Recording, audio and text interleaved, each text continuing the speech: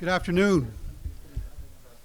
My name is Richard LeBaron. I'm a non-resident senior fellow. I keep forgetting my title. Non-resident senior fellow at the Rafik Hariri Center. That means they give you a business card and a lot of prestige. It's a great organization. I've been associated with the Hariri Center for the last 7 years.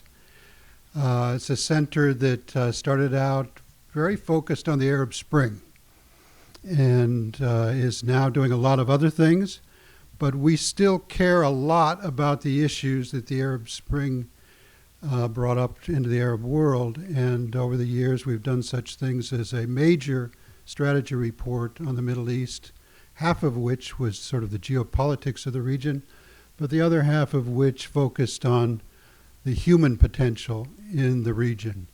We care not only about policy, we care about people.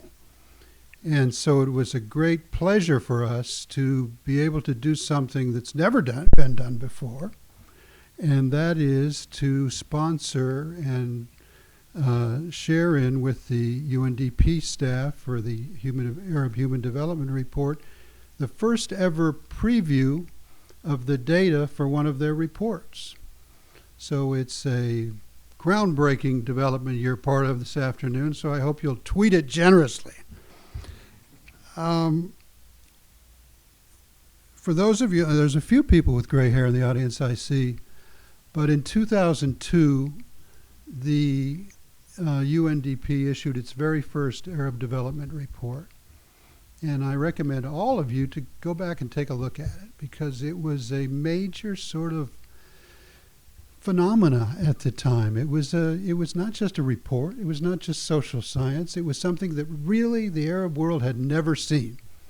It was Arab social scientists talking about what's going on in our countries, in our society. And it made a huge splash. And it identified, especially what people really especially focused on, were the deficits in those societies that it identified. Deficits of freedom, deficits of empower of women, and of knowledge in that region. Some of those issues progress has been made on, others much progress is to be made, and those are not just issues that are prevalent in the Arab world, of course, but to focus on those issues in a sustained way for those many years since 2002, it's been the job of the people who are going to speak to you today. You have, I think, the biographies of our speakers. We're going to hear first from Dr. Adel Abdel-Latif, who is the director of the office that puts out the Arab Development Report.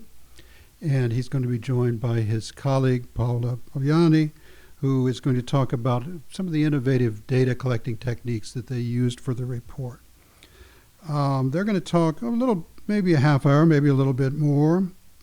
And then we're going to ask two panelists to join us, Dr. Mani Jamal from Princeton and Dr. Jim Zogby, who I've known for so many years that we really remember the years when the peace process had a chance. But he will join the panel as well, and we'll then talk to them for a little bit and take your questions and comments. And I think we'll have plenty of time for all of those parts. I want to thank a few people besides our UN colleagues for making this happen. Tuka Nusayrat of our staff, our deputy director of the Hariri Center, championed this event and helped get it organized. Ellen Su of UNDP was very instrumental. Where is Ellen? Right here. Instrumental in putting together some of the preliminary work for this and getting us organized with UNDP. Rima Ibrawi and Daniel Salmon of the Hariri staff were also a great help in putting this event together. And without all of that village, we would not have the event. So, Adel, please.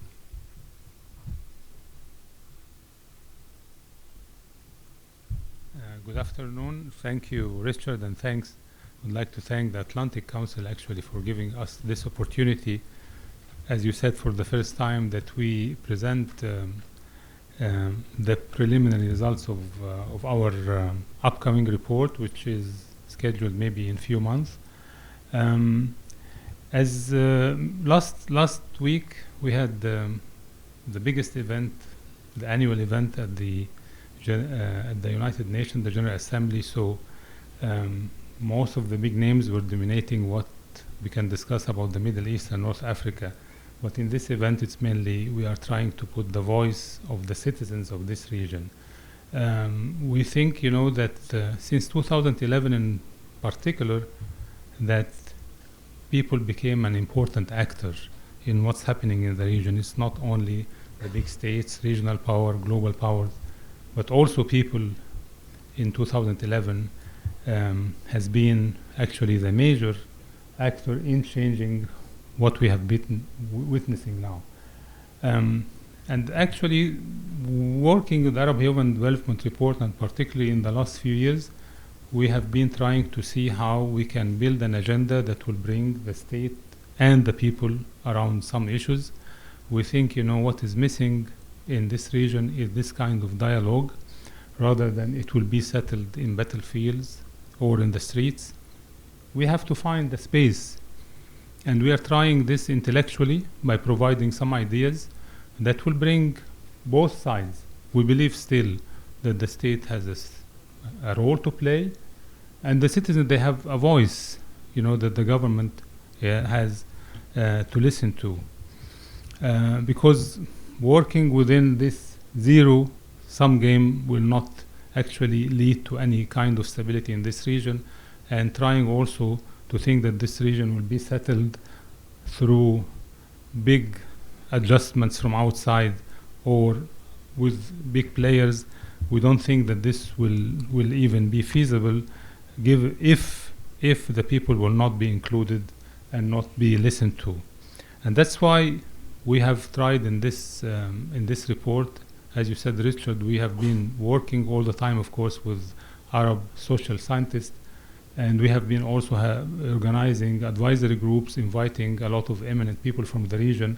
But we thought this time, what about reaching to the people directly, using the social media that everybody is using, but at least using it positively with good news, not with any other news. And I think we have been fairly successful in doing that, and that's one of the things that we will present to you first, how we have been doing this and how we have been successful. And I can say successful not only by reaching the people and with a very low cost. Before doing this kind of surveys, which we have been using an application, we used to have the national surveys, trying to run surveys in several countries in order to prepare our reports, or buying data from other companies. And the cost was very high. Going with the social media, actually, we have been able to reach a good sample with a very low cost. And that actually is encouraging for us, because as a development organization, we would like to do this often, because we have actually to be enlightened by the how the people think when we implement our development projects. Currently, our organization spends more than 1.2 billion in around 17 Arab countries. Of course, it's not a huge amount of money given the challenges that we are facing, but still, the United Nations Development Group program is one of the big actors, particularly in crisis countries, and also in some middle-income countries. And this way actually will help us also to improve our reach to the people, adjust our programs, and try to reach also the people that has been left behind, which is the main at the core of the Agenda 2030 for Sustainable Development. So before I will get into the results of the survey, I would like to invite my colleague Paula to take you through how we have done that, and maybe she will take after that the very difficult questions about the questionnaire itself. Paula.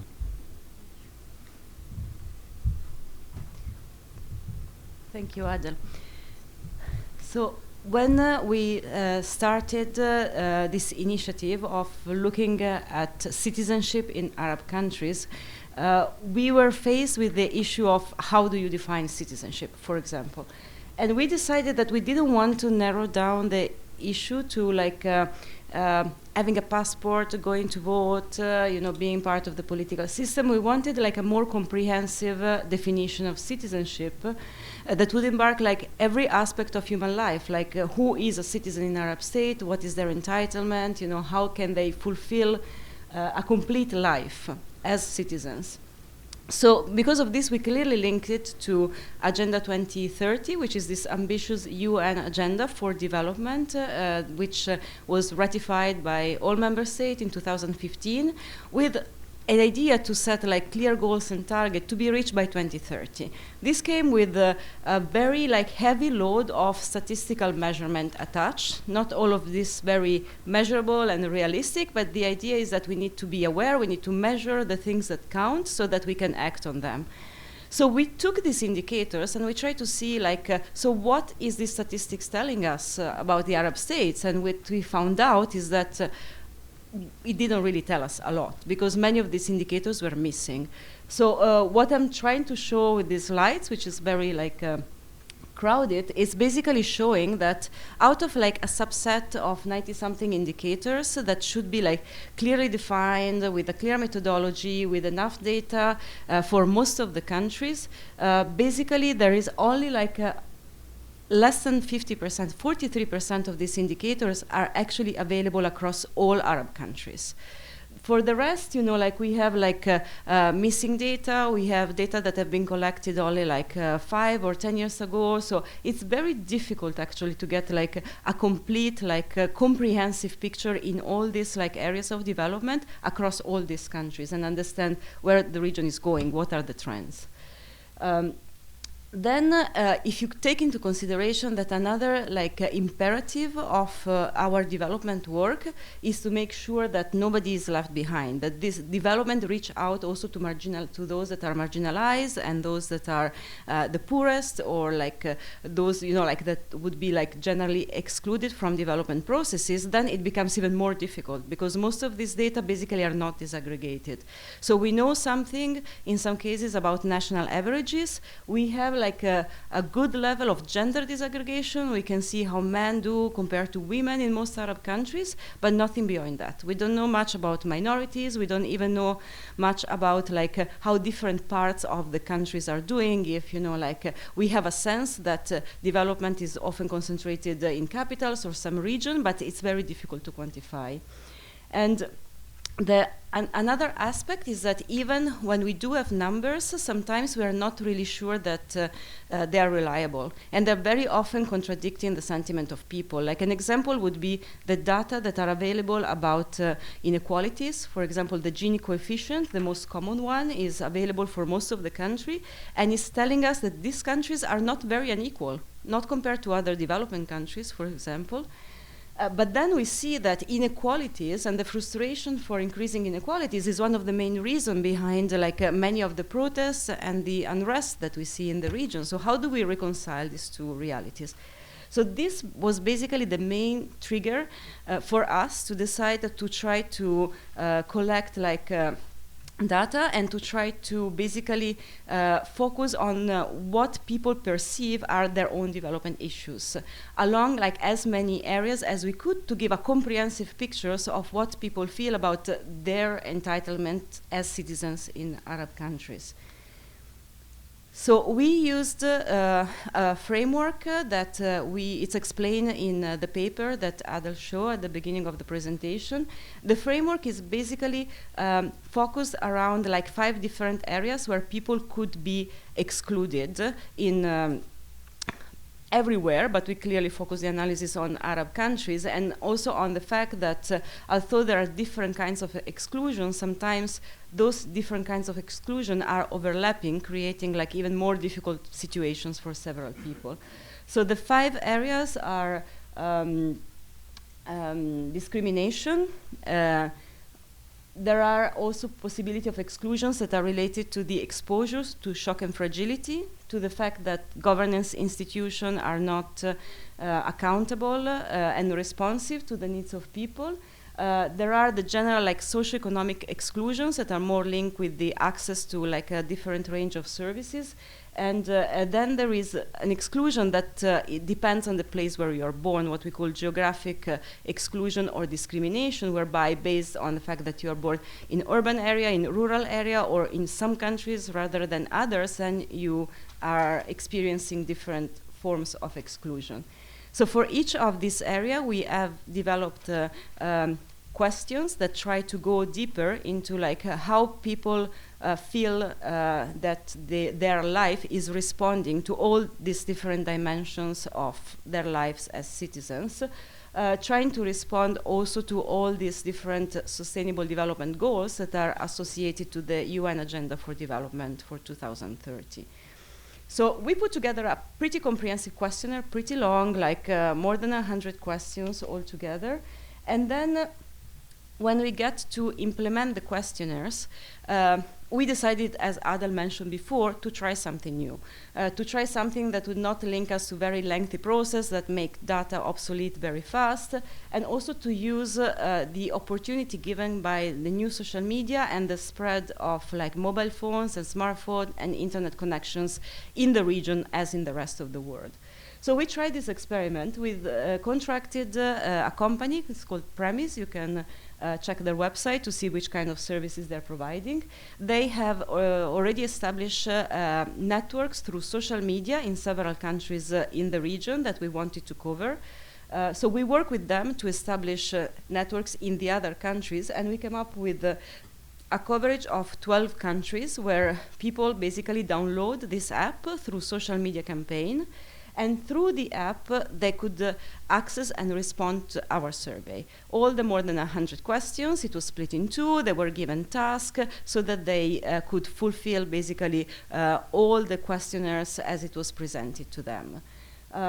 This methodology also implies that these people receive like small payments. It's really like a few dollars probably for the entire survey, split in two. But one of the issue behind this methodology is that we didn't really want to use like social media and big data in the sense of harvesting data from people that are unaware of what they're sharing. I mean, this survey was very clearly communicated. People responded, knew that the UN was behind it, that we were trying to understand better development processes. And they had this like small kind incentive to participate in the survey. So this allowed us to collect basically more than 6,000 responses in 12 countries in 2.5 months. So this happened this like spring and summer. So we now have the entire data set, and we have just started the analysis and sharing with you the very preliminary survey.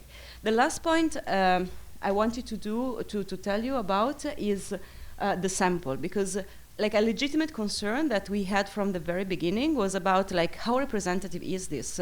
Who has like a mobile phone? Who has access to internet in these countries? And we are aware that it's uneven, it's uneven within the country and within the population in each country. But we also know that this technology is spreading very fast. So we made like a first attempt, and the result was, I think, like if not 100% representative, as you would have in another survey, representative enough of a variety of the population. The sample is clearly skewed towards younger people. It's very difficult to get responses like from people older than 45. But we have like a good variety of people of different like educational level, employed, unemployed, students, also people living in different type of areas, like rural area, urban areas, and so on. With this, I think, we can say that even if this is just like a first experiment, there is like a good ground to explore further this possibility of having a more direct access to people perception, which is fast, it can respond to the needs, and it can help us track like how things are evolving, and also try to understand like how people live through this transition, sometimes crisis, of the various countries. And if you want to know more about the samples, I think there is a note that is available here and can also be distributed with all the different characteristics. And now I'm giving the microphone back to Adel, so he will tell you the first results. Thank you, Paula. We will not go through all, of course, the questionnaires because we have 100. I will take you, through like the highlights, of this survey. Directly, I will skip, for the sake of time. The whole idea in this survey, if we talk about the Middle East and North Africa or Arab countries, there is the emerging main theme all the time is about how we can have a new social contract. So our actually main thinking is how we can help formulating and understanding about what are the priority issues and how the people think.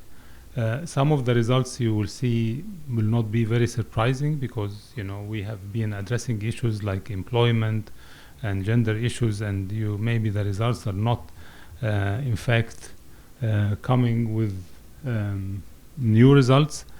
But the most important thing that we have noticed here is mainly about the weight of the state itself as a development player.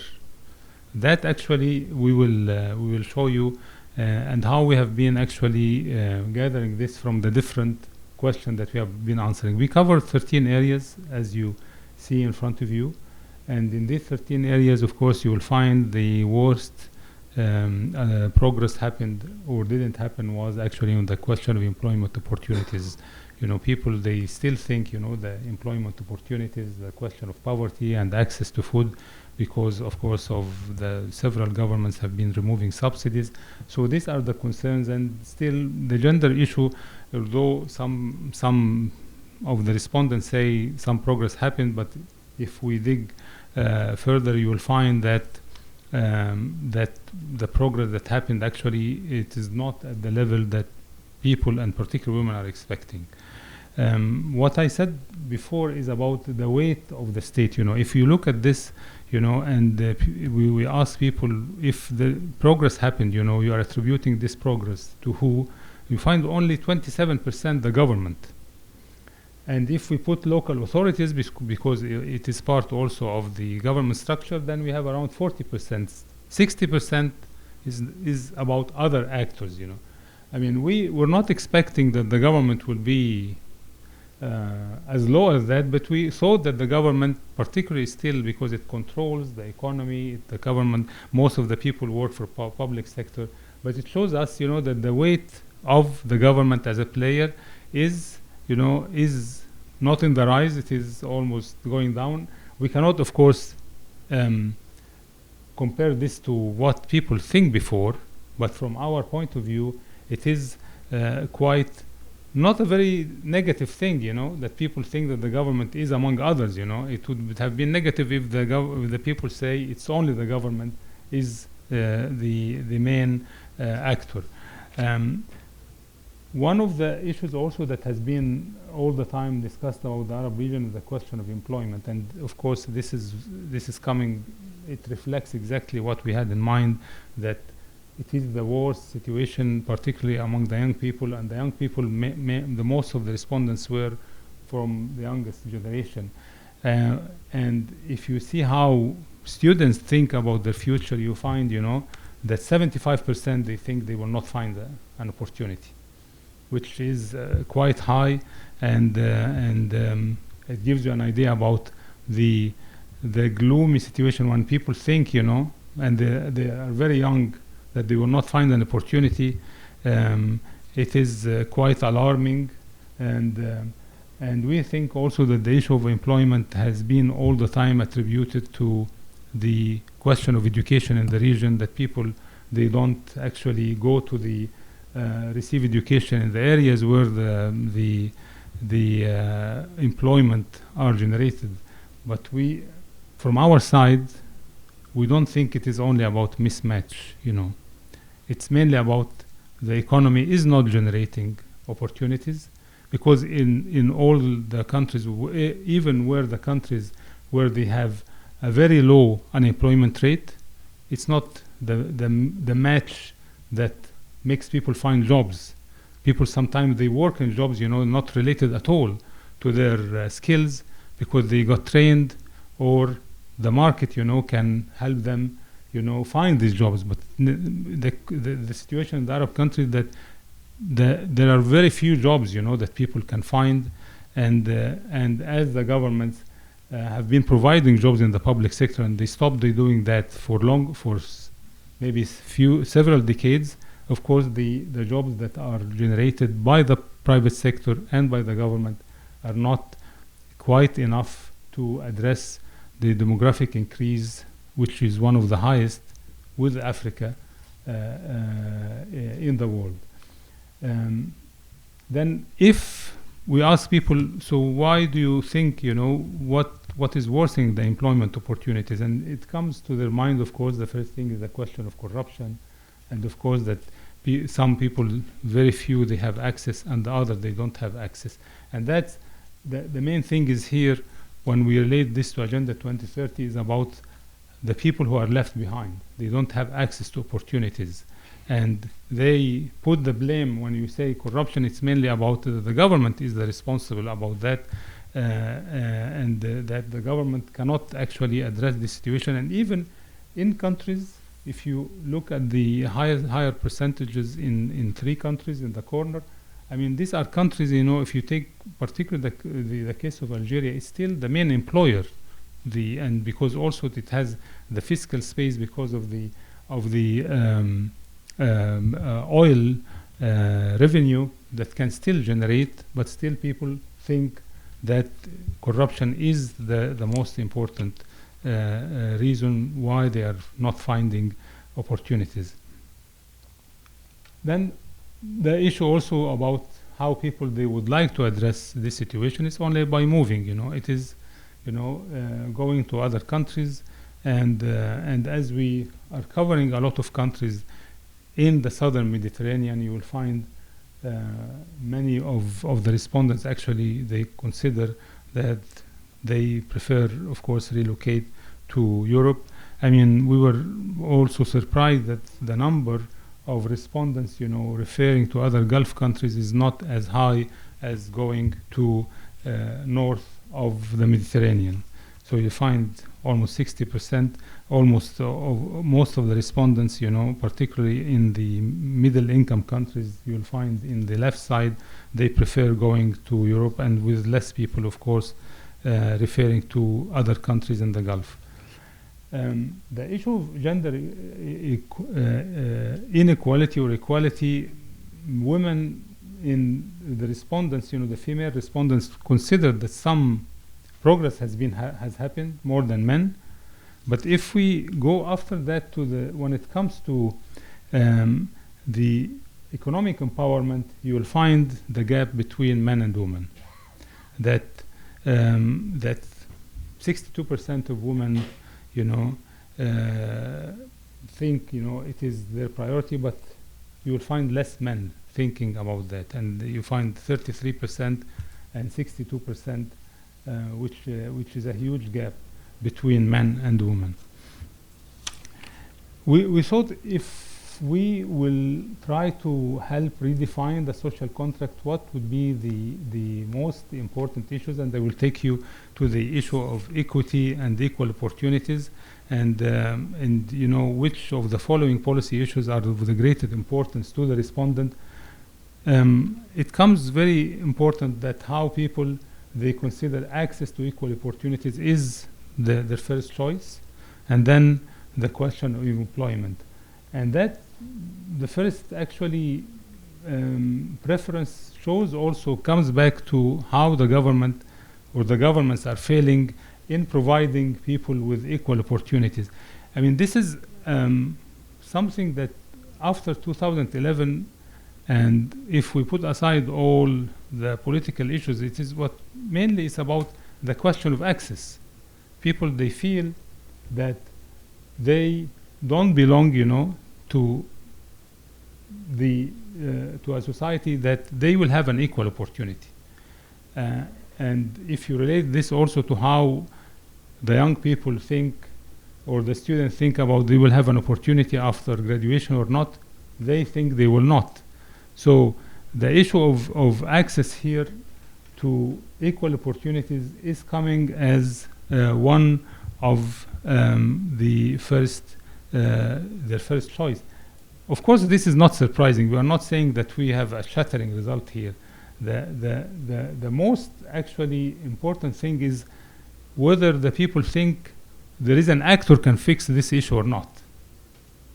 You know, that's the issue. It's not the issue that people, we all know that people, they don't have access, they don't have equal opportunities, the subsidies are removed.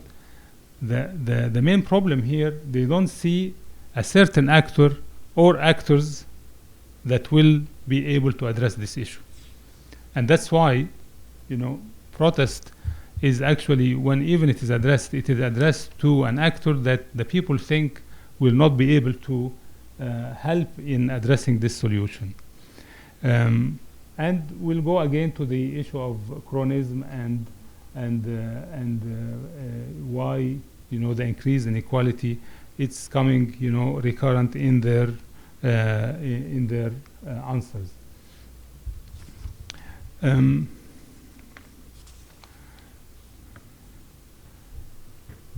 But corruption is not only considered as the real reason behind unemployment, but it's also among other issues, you know, like question of violence and crime and the deterioration of justice. And the question that we actually shared with the respondents through the application, it was in Arabic. And the word actually corruption in Arabic, it is a flexible word, you know, it's not mainly about bribery. It's about, when you say corruption, which is fasad in Arabic, it means much more than the legal definition of it.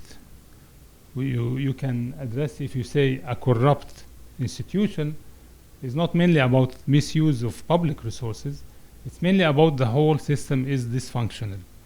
What we actually have been referring to since we launched the report, as Richard said, 2002, is this distance that it is widening between the state and its own people. And this lack of trust, who will fill this lack of trust?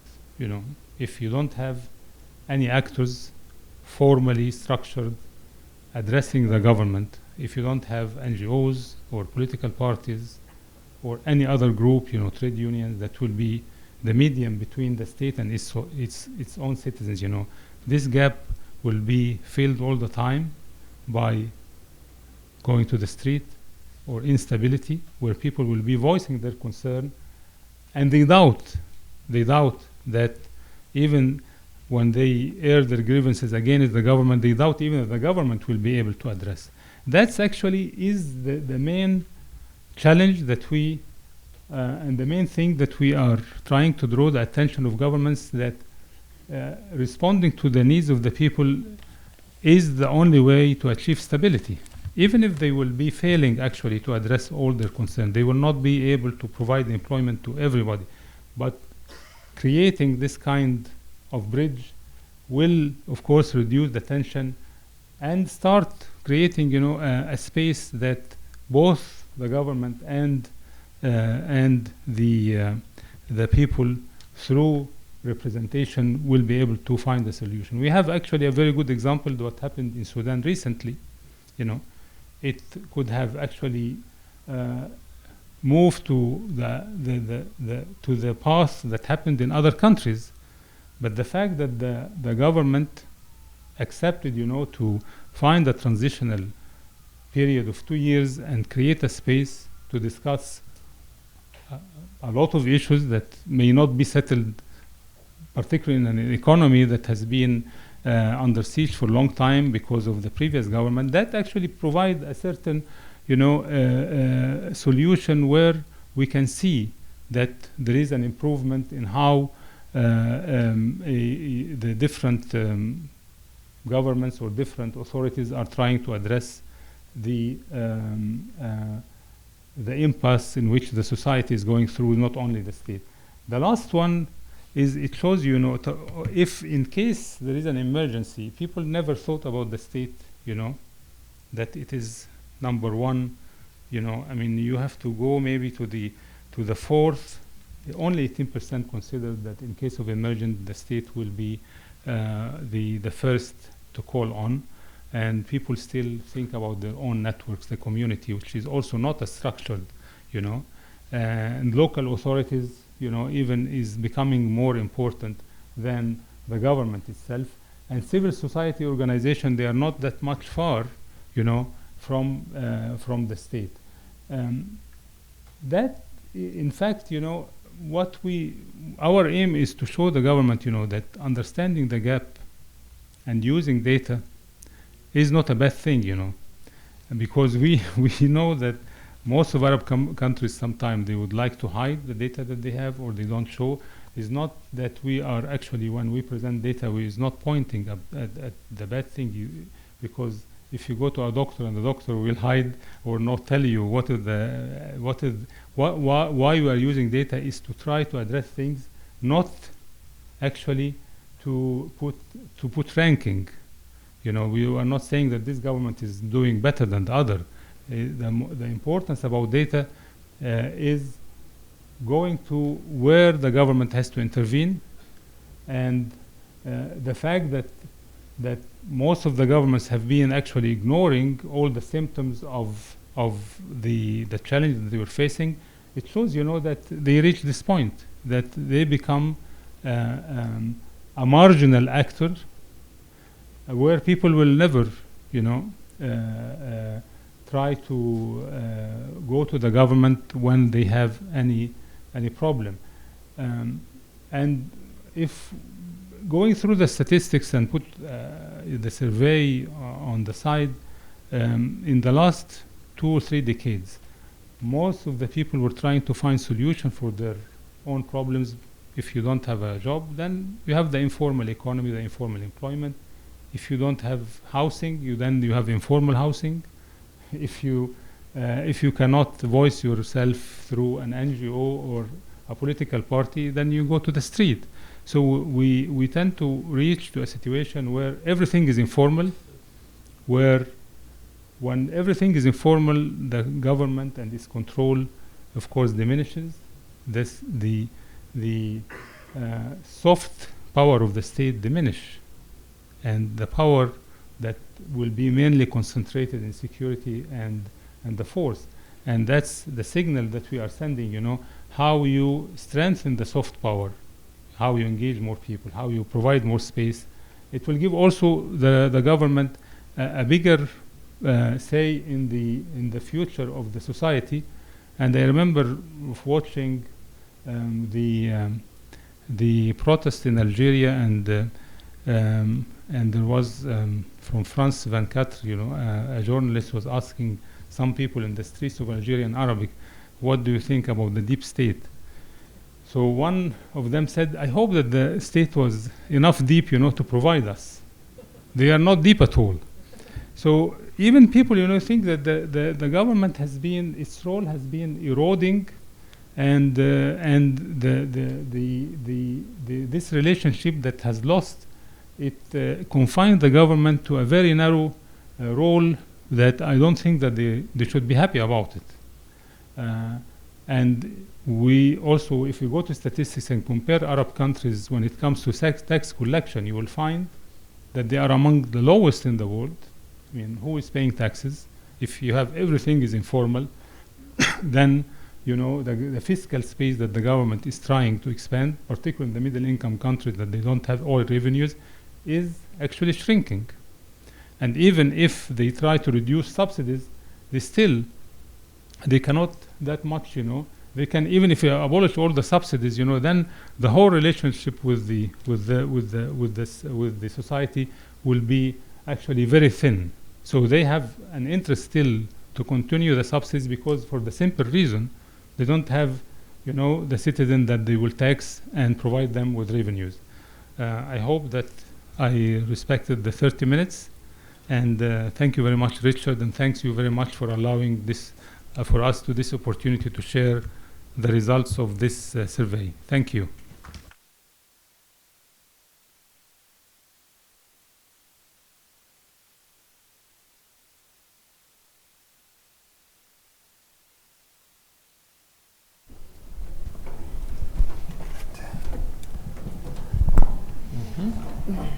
Thank you, Adil and Paula. go right into the discussion with our panelists now. Dr. Zogby has to leave a little bit early, so we're going to start with him. I'm going to try to think of better questions than I have, so I'm going to let him speak first and react to those presentations. But both of our panelists are not only deeply involved in polling in the Arab world, but they're also deeply have a deep expertise in the societies in that area. So I'd like to hear some of your reactions to this effort and questions. I'd like to hear some of your questions. Yeah. Thank you. This is being put on the spot. Let me just say, Adel first and Apollo, that the study was magnificent.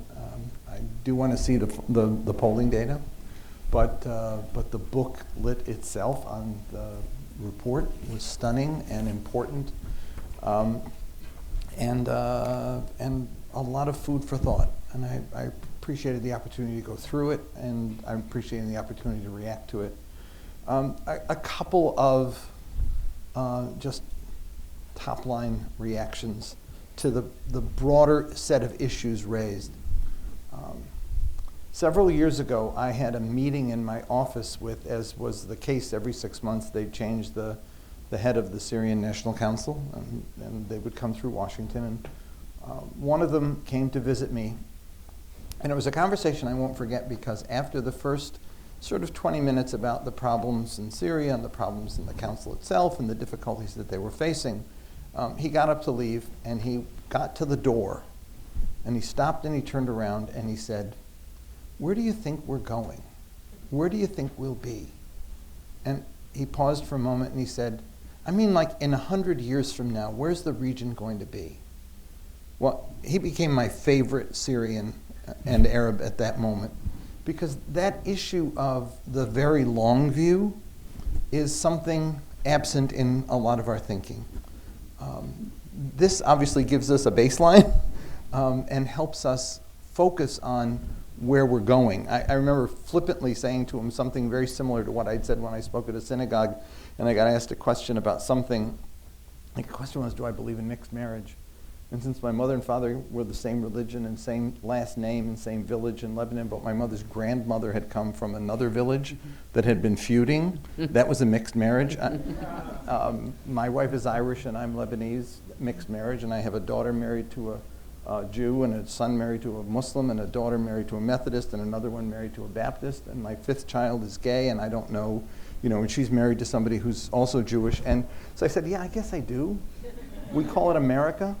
And then I stopped for a minute, and everything was fine with that, but I said, and if we think about it, 100 years from now, a Jewish kid from Tel Aviv is going to marry a Muslim kid from Amman, and they're going to go settle in the suburbs of Damascus.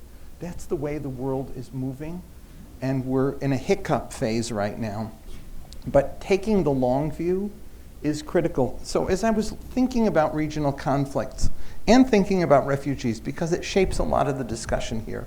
I mean, with tens of millions of refugees and internally displaced and countries unsettled, even if we take an optimistic view of Algeria and Sudan, which I'm not sure we can, we don't know the direction that they'll ultimately move. Tunisia seems to be the exception right now, but even then, it's a fragile exception, and not sure where it's heading. One of the problems that we have to address in the Middle East is the absence of regional mechanisms for problem resolution of this, or for internal conflict resolution. When the civil war in Syria broke out, I said, there's no Syria for Syria. Lebanon had the Arab League and a Taif agreement. And the Taif agreement was then implemented by the wrong party, Syria. But nevertheless, it created a period of stability in the country. And for better or for worse, Lebanon, the stability has remained. I mean, it's facing enormous pressures that would kill any country and fracture any civil society, but Lebanon has stayed whole. Who's to do that for Syria? And the other lesson we learned from Lebanon was no victor, no vanquished, because every conflict in the region becomes regional and ultimately global. There become layers of the onion to solve. And the absence of mechanisms, either an effective UN mechanism or an effective Arab League mechanism or regional security compact, which brings Turkey and Iran, the kind of thing that the Iraq Study Group looked at, creating a regional security framework so that instead of the parties battling it out, they sit around the table and work through problems, is one of the things that's absent. It's also critical in the area of refugees, because this gets me in trouble all the time when I say it, but reality is that 20 years from now, there's going to be an entire generation of Syrians growing up in Lebanon.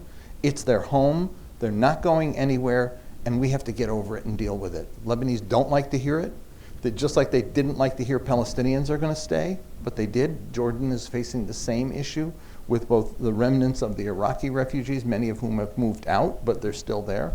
And frankly, many of the Arab countries in the broader field, where the Syrians and Palestinians have gone as well, aren't going anywhere either. If the concept of citizenship doesn't include those who are refugees, it is sorely lacking. And it doesn't deny Palestinians the right to return and their right to property. Those are inalienable rights. Nor does it deny Syrians the same right. But failing to recognize the immediacy of the problem and the short-term consequences of the problem, and in the case of Palestinians, the long-term consequences of the problem, of not providing equal rights, job opportunities, and protection of personal and civil freedoms is disastrous and ultimately will erode. I mean, you cannot build a humane future on the backs of those who are excluded in this way. And again, there is no regional mechanism to address this for the countries in the region to say, we've got to talk about how do we reconcile this long-term, whether you think it's going to be short-term or not, it never is. And I think that that's an issue that I'd like to talk through. There is a difference between voluntary migrant labor and refugees. And I learned that in some of the polling work that we've done in the region. I spoke at the Forum of the Future in Bahrain one year, and I remember I was prepared to talk about human rights, and while I was in the lobby thinking over my notes, I noticed guys, human rights activists from other countries, butting cigarettes out on the floor in the lobby, and the workers, coming along and sweeping them up and stuff. So I tore up my speech, and it was the time that the French revolts were going on, and I said, you cannot build a humane society on the backs of those who clean up after you, care for your children, and build your buildings. If they do not have protections and rights, your societies will never be free. I got headlines the next day. I got a call from a friend of mine, a minister in another Arab country, and he said, "You're either the smartest guy I know or the dumbest." And I said, "Which do you think?" And he said, "I'm still making my mind up."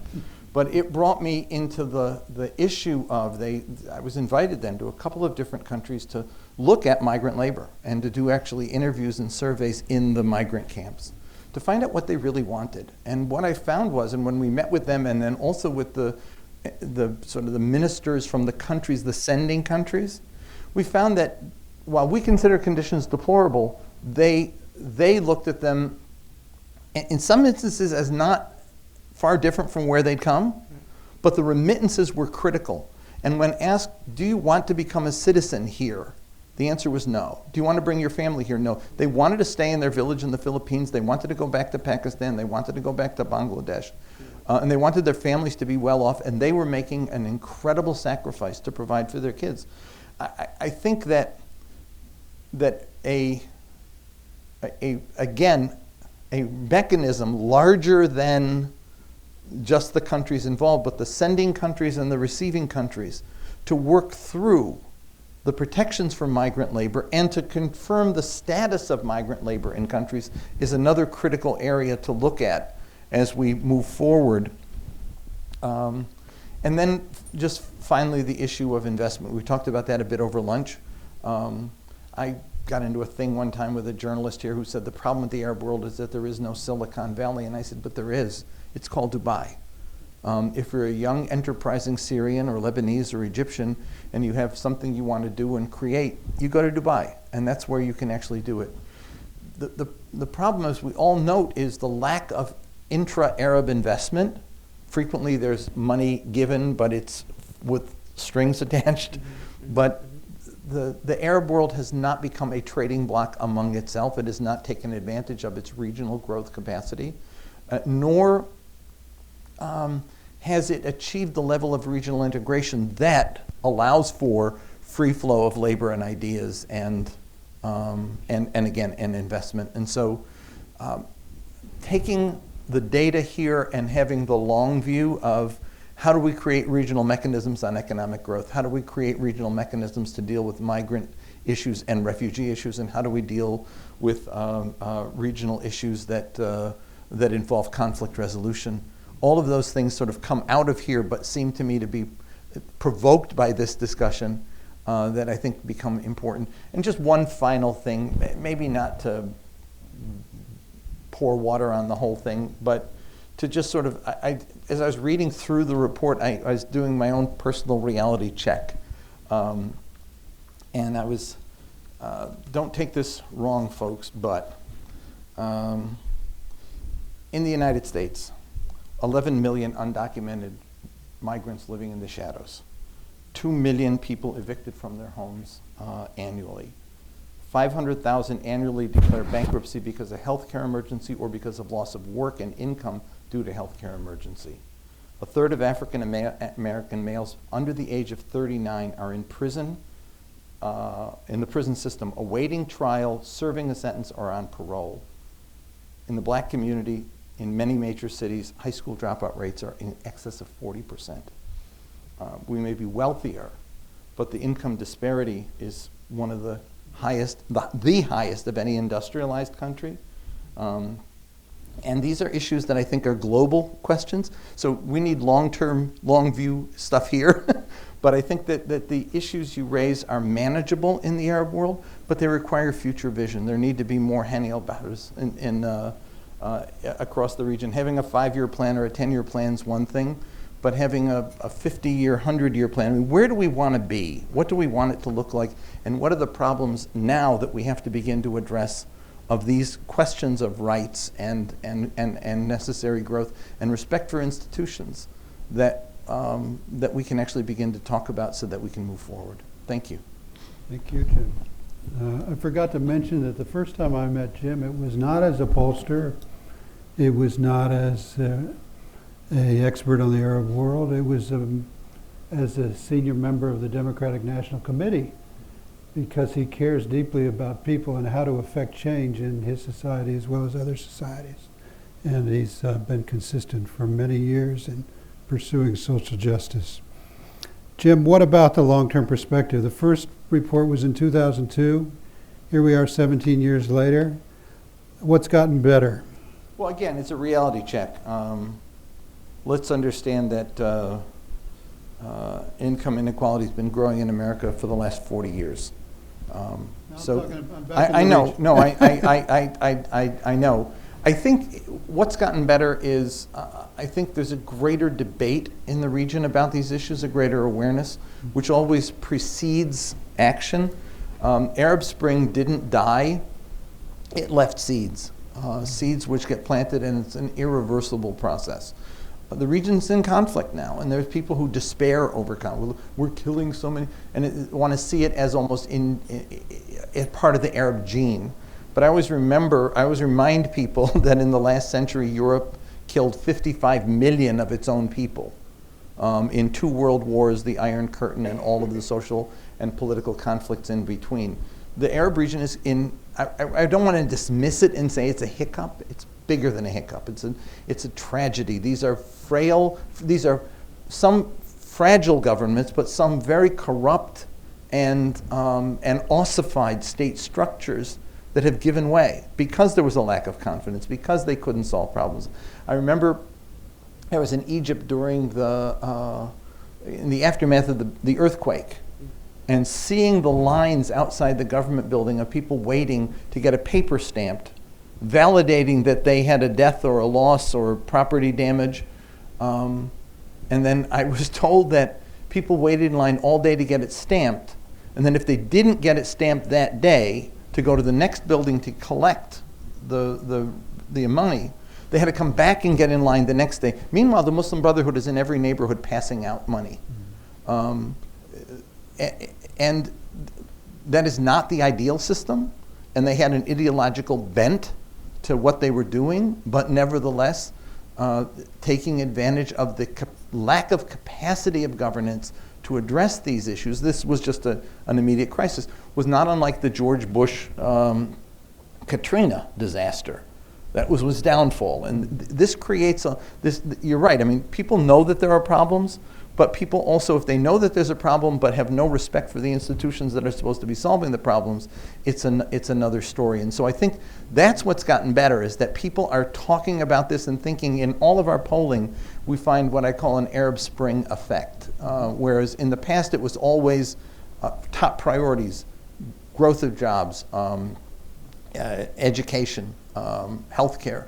Now it's those plus issues of corruption and personal freedom, et cetera. What's interesting, though, and I just want to throw this as a side light, I was thinking about this, that when we ask the question, in all of these priority areas you have identified, where can the United States and the West be most helpful? It's never in promoting democracy and advocating for personal rights and freedom. It's always in helping to create more jobs, improving our educational system, making healthcare more accessible. Mm-hmm. Our problem all too often is that our programs are supply-driven, what we think they need, rather than what they actually tell us that they need. It would be the same as Sweden coming over here and saying, I can help you fix your healthcare system. We would reject it. We even reject mention of the comparison. And so in the Arab world, it's the same thing. I mean, what was great about the Arab Human Development Report, it was written by Arabs, for Arabs, and it was well received by Arabs. And the conversation has continued in the region, and that is the beginning of where we need to go. And that's, I think, where the improvements are. Thank you. Dr. Amani Jamal, I'd like to ask you a question. I'm going to be unfair to Jim. I'm going to ask you a question. But you can answer it or not. You can do anything you want. You're a pollster yourself, and you've worked with the UNDP and some of its work. I'd like you to give me a feel for the legitimacy, using too strong a word, of this new technique they're using, and whether it's really something that's sort of on the margins or whether it's going to emerge into the mainstream as a polling technique. But I'd also like to hear your general reactions to the presentation. Yeah, no, thank you so much. It's a great honor to be here and to be on the same stage with somebody who I've admired all my life, both on my left and on my right. The UNDP reports since 2002 have been really valuable sources of information for those of us working on the region. All of my students who I train basically have to read those reports because they have some of the best information from the perspective of people in the region, by people in the region, for people in the region, but for development debates as well. And Jim is a legend, and it's a great pleasure to be here. Thank you for hosting this event. So to answer your question, when I first met with Adil and Paula and Ellen to talk about technology, I will admit I was a bit skeptical. For somebody like myself who's been invested always in building representative samples across the region, I was concerned that the platform and the mechanism through which these interviews were being solicited would give us biased samples. Biased samples skewed towards those more educated, maybe towards those more affluent and those who are younger.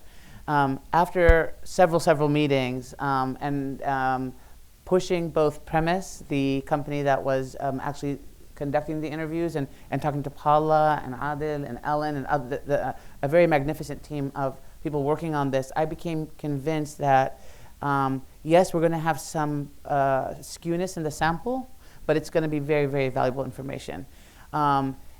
And the skewness, if you don't mind, it's still going to be a little bit biased towards those who are more educated or slightly more educated, but those who are younger and have access to social media. But if you look at social media access in the Arab world, it's a growing phenomenon. And for all the talk about the importance of understanding the youth generations, especially after the Arab Spring, I think this database is probably going to be better than a lot of the databases we have. So in that sense, I was very optimistic about looking at these data, figuring out, what people are saying and figuring out what the patterns are. I do have my own comments as well, so I did want to highlight three. Let me say before you do, Yes. I have some questions yet about the methodology. We still do face-to-face, and I feel more comfortable with that. But it was intriguing, and I think what Imani's saying is interesting in terms of if we consider it a survey of this demographic using this tool, the information is absolutely invaluable and could not be gathered in, I think, any other way as quickly and as easily. But I still have some issues that I want to explore and talk more with you all about it, but I'm sorry. No. Those were I'm great done. points. I mean, but to be able to do this in 2.5 months was also Yeah. Outstanding. So congratulations on a great effort. So the 2 points that came up that I want to sort of highlight here in terms of the context of the report and what's going on in the region. You highlighted, Adil, the importance of things like the lack of employment opportunities. That's a constant grievance. And basically the idea is, well, what can governments do to sort of ameliorate the situation? The interesting pattern that's emerging also on that question and a variety of other questions is that if you look at the regions that have been involved in conflict, whether it's Syria, whether it's Libya, whether it's Palestine, these are the countries where you're seeing the most severe responses on things like lack of opportunities, employment opportunities, economic opportunities, the poverty escalation. So, on top of this pattern where governments are perceived as being very ineffective, people perceive things to be worsening. The conflict that the region has been confronting and witnessing in the last several years is also a debilitating factor.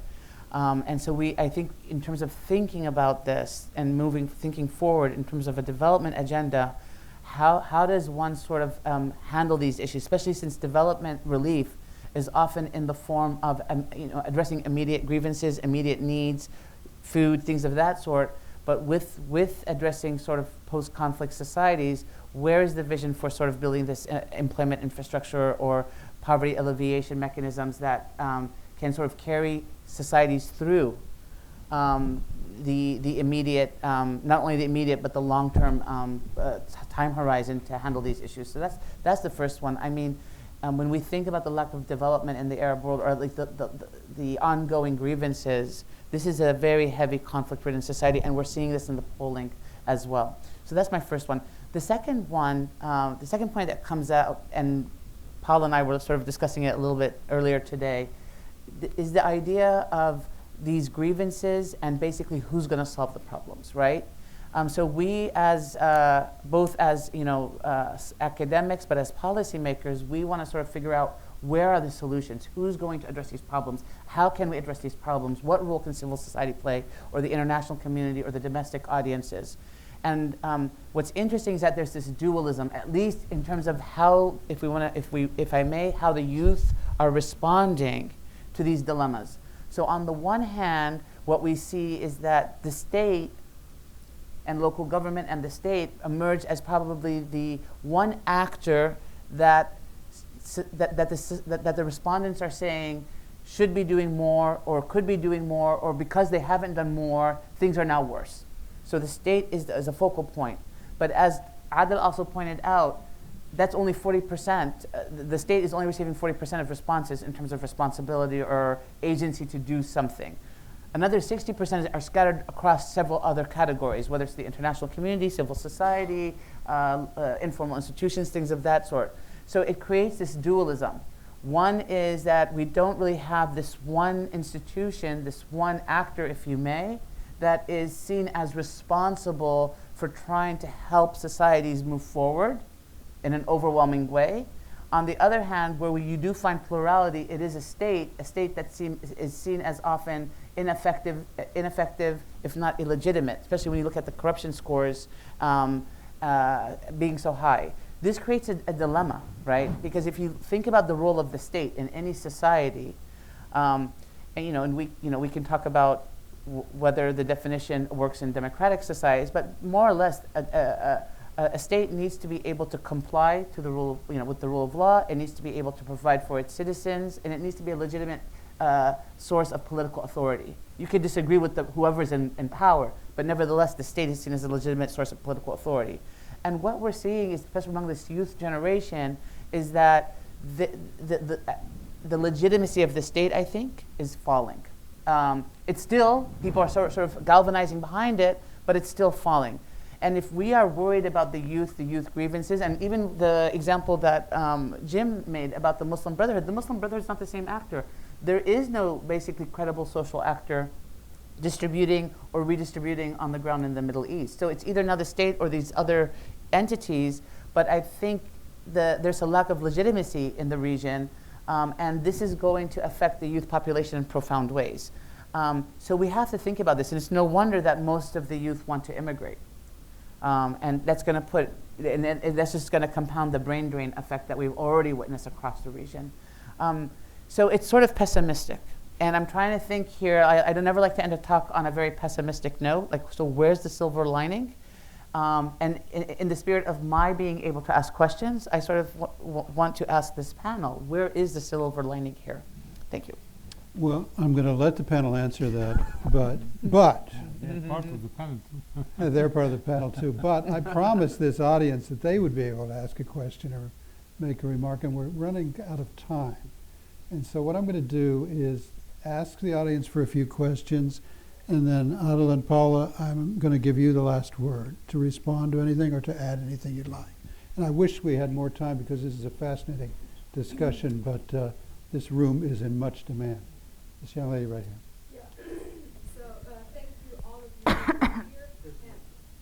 It's a microphone. You're on TV. I'm going to go at this point. Thank you all for being here. And I just have a question for all of you, if any of you can help me answer. And this gentleman mentioned during his presentation that maybe some countries like Saudi Arabia with very rich fossil fuels or oil resources, they are able to buy off the citizens from the money they have made because they create this economic model of selling petrodollars that they can produce. They can support all those propaganda program, and they do not need to rely on taxation from their citizens. So I'm wondering, I have two questions. Is there a Just gap? one. Make it a good one. It's just one. Okay, so my question is, do you think is there a distinguished gap between countries like Saudi Arabia, Qatar, UAE, because these countries, they are oil-rich countries, or the countries like Egypt, Syria, or Palestine, because these countries, they do not have those natural resources, and their leaders have to focus more on like these tech, maybe suppression of civil society, like al-Sisi in Egypt and Assad in Syria. So what do you think about the attitude toward the economic development, or toward the job creations, or toward the government corruption in Gulf countries and the countries I just mentioned, like Egypt, Syria? You want to take that one out? Yeah, well, several observations also were raised by Amani and James. And in fact, many of the results of this survey, I cannot say that we are getting things, that we don't understand. We know that many of the results, are expected. I mean, maybe the only thing is how much the role of the state, and particularly, as Amani said, if we have this sample and we have people maybe coming from middle income background or upper class, and they're using social, and they're using, the smartphones. I mean, these people they live better life than others, If these people, they think about the state in that way, then what about if we go and we will able to capture maybe poorer people, what they will think? Then we will have maybe different results.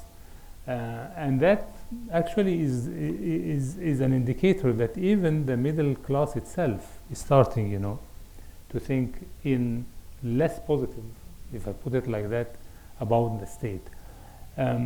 we don't have actually, the solutions are in the hand to a great extent until now in the hand of the governments, because they still control the resources, they still control the decision.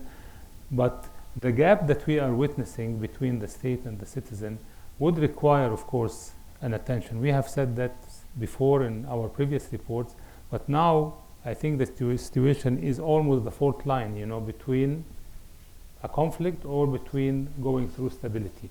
And that doesn't apply only at the national level, because as James said, at the regional level. We know that all the economies in this region, even if we take all the GCC countries, these are not huge economies at the global level. And if there is no regional cooperation, I'm not saying integration or under Arabism or under any national, brand. If there is no kind of regional integration economically, the countries like Yemen or Sudan or Djibouti or any other country, even the countries in the Gulf, they have to find a space, to use their own resources. And we didn't get to the sensitive issues, how much the region is spending on armament. And if you think that this money will be put in something else, how much the face of this region will be different. I mean, we have this data, of course, because it is published, how much the different governments in the region are spending on armaments. Of course, if this money will be put in something else, building infrastructure, opening the borders, having regional trade, we will be in another place. It is a choice at the end of the day. I mean, what is happening in this region is not a destiny. I mean, you can go in different ways. You can choose to, grow regionally, or you can decide, fighting, having all this fight that is happening in front of our eyes. At the end of the day, we think there may be a rational voice somewhere that will start looking, how you fill the gap between the citizen and the state. You don't have any in the middle between the state and its own citizen. There is no any medium, whether NGOs or political parties or any other structure that the state can work with to have an understanding, that we can address these issues in 5 years, 6 years, 10 years, 20 years, because that's what the people are expecting. I don't people think, that the next day the government will find employment for everybody. I mean, most of these people, they are educated, even if we say the quality of education is not compared to many other countries, but they have a common sense, that there are issues that will not be addressed, will be fixed in a very short period.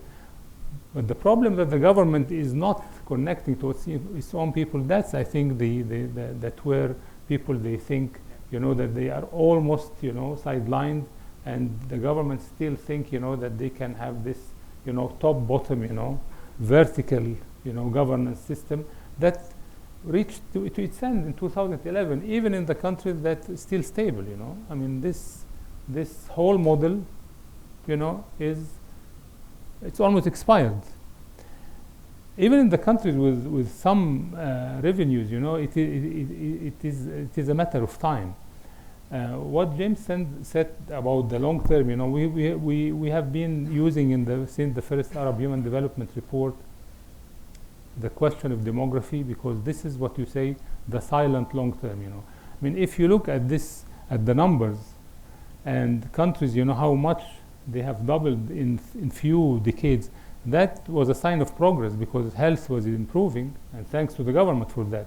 But the government did not take enough measures to know that these young people who will be born, in a certain date, by the age of 15 or 20 or 25, they will be looking for jobs. It is just a common sense. If you know that in few years you have 1 million, 2 million, 20 million will be entering the labor market. It doesn't really, they have these statistics, and they know how many will be looking for a job in 1 year, 2 years, 3 years. That's what we are inviting the governments to look at. You may not find to all the 10 million maybe jobs, but for 6 million, 7 million, this kind of planning unfortunately doesn't exist, and that's what we are actually trying to draw the attention using this kind of new survey that can provide you with the pulse maybe of a certain group of population. We are not saying that what we are presenting cover is a representative of all the society, but it is representative of an urban society who are benefiting much more than others. So imagine if we will be able to go to rural areas or areas with, people who are really marginalized. What would be the result of this survey? And maybe I give, for Paula, if she can talk more also about how we have been doing this and addressing, some of the issues that have been raised. Yeah. Oh, yeah. I mean, I totally agree with the points that both Amani and James made about the fact that this is still not like a substitute of the traditional way we look at statistics, and it was not meant to be that. So we still need to invest in proper statistical capacity to collect proper representative samples and everything. But at the same time, I think in a place where there is such a need of data and a need of having data quickly and to refresh them often, because the situation is very dynamic, this can be very much complementary. And as Amani already noted, I mean, the fact that there is a natural focus on young people because they are those that are most present in social media, in this case is very important, because this is, it's the generation that is at the center of the turmoil, but it's also the generation that is in charge of building this future, potentially also this longer term future for this country. So that can give a positive spin. But on a more positive, how representative this can be thing, I would like to notice that it has been made the point more times about how migration, forced migration, displacement because of conflict, or just migration, economic migration is becoming important and a reality across the region. And to our surprise, because we didn't really try to target these dynamics, we were very much focused on trying to have more gender parity, more age distribution and so on. We just realized that 30% of our sample in Syria, in Lebanon, it's actually Syrian refugees. So this is just to, as an example of, the word is on social media. It's a reality of the Lebanese society is very much present, and even involuntarily, we did capture that. So we also got their perspective. Thank you.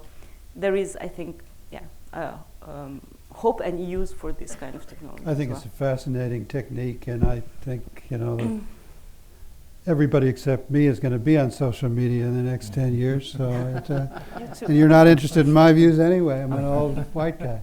But that was a fascinating panel. I apologize to the audience for not managing our time a little better and getting more of your questions in. But I think you were richly rewarded with some fascinating insights by our friends from UNDP and our panelists. So I want to thank all of them. Thank you. Thank you. Thank you, Richard. Thank you so much. Thank you.